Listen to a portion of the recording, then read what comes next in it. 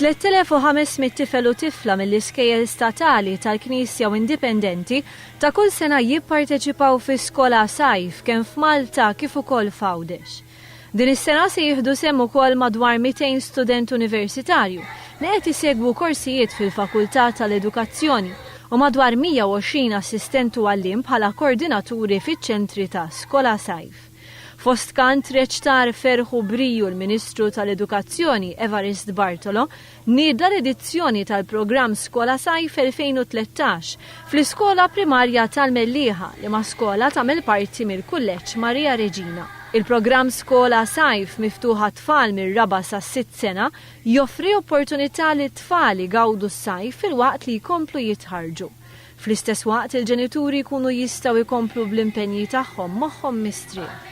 Il-Ministru Bartolo stqar li l-kunċett ta' SkolaSajf li jżewweġ l-edukazzjoni u d-divertiment għandu jintuża is-sena sħiħa.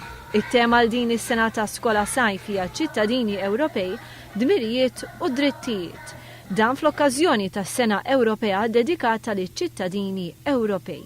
L-ispettaklu li joffrew it-tfal tal-iskola primarja tal-Mellieħa ittella mill-kap l-għalliema u t-tfal tal-iskola stess.